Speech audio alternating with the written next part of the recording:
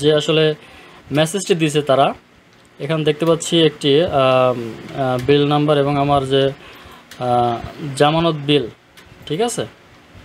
তো জামানতের এখানে আমার বিল নম্বর দেখাচ্ছে এবং এখানে ট্রানজ্যাকশন আইডি দেখাচ্ছে। আমি দুইটা ব্যবহার করে আমি অনলাইনে পোস্টিং করব এই টাকাটি। ওকে, আমি এখান থেকে বেরিয়ে যাব। এখান থেকে বেরিয়ে যাওয়ার পরে আমি দেখতে পাচ্ছি জামানত ও ফি জমা, ঠিক আছে। তো এখানে প্রথম যে অপশনটি দেখতে পাচ্ছি জামানত ও ফি, এখানে আমরা ক্লিক করব। এখানে ক্লিক করার পরে আমরা আবার পুনরায় ট্র্যাকিং নম্বর এবং পিন নম্বর এখানে প্রদান করব।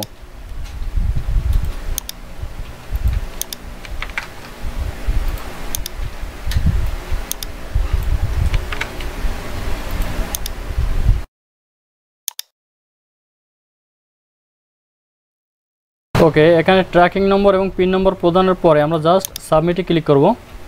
আমরা দেখতে পাচ্ছি যে আমার আইডি, আমার প্রোফাইলটি এখানে পুরো প্রোফাইলটি এখানে শো করতেছে। এখানে কিন্তু একটি তারা নোটিফিকেশন দিচ্ছে যে আসলে সঠিক তথ্য দিয়ে সংরক্ষণ করুন, 4 বারের বেশি ভুল তথ্য দিয়ে সংরক্ষণ করার চেষ্টা করলে আপনার আবেদন লক হয়ে যাবে। অর্থাৎ এখানে একটি গুরুত্বপূর্ণ তারা নোটিশ প্রদান করেছে। আপনি যদি 4 বারের বেশি এখানে ভুল তথ্য দিয়ে সাবমিট করার চেষ্টা করেন তাহলে আপনার আইডি লক হয়ে যাবে। প্লাস হচ্ছে আপনার এই আইডিটি পুনরায় যদি আপনি ফেরত আনতে চান তাহলে আপনার উপজেলা যে অফিস আছে, পল্লী অফিস, সেখানে গিয়ে আপনাকে এই আইডিটি আনলক করে নিয়ে আসতে হবে। তারপরে আপনার আবার এখানে বিল পোস্টিং করতে হবে।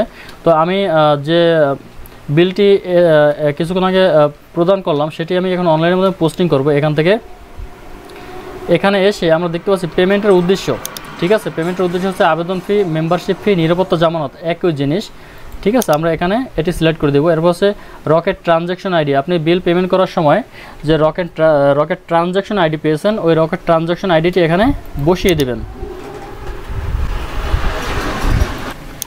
রকেট ট্রানজ্যাকশন আইডি এখানে বসিয়ে দেবেন। এরপর হচ্ছে ট্রানজ্যাকশনের তারিখ, আপনি যেই তারিখে এই ট্রানজ্যাকশনটি করেছেন আপনি ওই তারিখটি এখানে শো করে দেবেন। এরপর হচ্ছে টাকার পরিমাণ, যে আপনি কত টাকা ট্রানজ্যাকশন করেছেন টাকার পরিমাণটি এখানে উল্লেখ করবেন।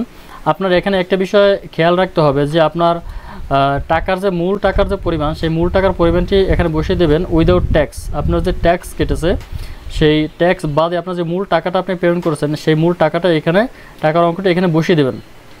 এরপর হচ্ছে রেফারেন্স নাম্বার, আপনি এখানে বিল রেফারেন্স নম্বর পেয়ে যাবেন। বিল নম্বর রেফারেন্স নম্বর একই জিনিস, আমি আগেও বলেছি। আপনি এখানে এসে বিল নম্বরটি বসিয়ে দেবেন। বিল নম্বর অথবা রেফারেন্স নম্বর একই জিনিস, আপনি বিল রেফারেন্স নম্বরটি এখানে বসিয়ে দেবেন। ওকে, আমার এখানে সব ফিল আপ করা কমপ্লিট। জাস্ট আমি এখান থেকে এসে সংরক্ষণ বাটনে ক্লিক করব। ওকে, সংরক্ষণ বাটনে ক্লিক করার পরে আমরা দেখতে পাচ্ছি এখানে আরও একটি নোটিফিকেশন আমাকে দিয়েছে। এখানে লেখা আছে আপনার পেমেন্ট তথ্য হালনাগাদ করা হয়েছে, ধন্যবাদ। এখানে জাস্ট আমরা ওকে দিব। ওকে দেওয়ার পরে আপনি চাইলে একটা সেভ করে রাখতে পারেন, না সেভ করলেও সমস্যা নাই। আমরা এখন দেখব যে আসলে আমরা যে পেমেন্টটি করলাম পেমেন্টটি আসলে অনলাইনে পোস্টিং ঠিকমতো হয়েছে কি না, ঠিক আছে। এর জন্য আমরা যদি এটি দেখতে চাই তাহলে আমরা আবেদনের সর্বশেষ অবস্থা জানুন এখানে ক্লিক করব। এখানে ক্লিক করার পরে পুনরায় আমরা হচ্ছে ইউজার আইডি এবং পাসওয়ার্ডটি অর্থাৎ ট্র্যাকিং নম্বর এবং পিন নম্বর ব্যবহার করব।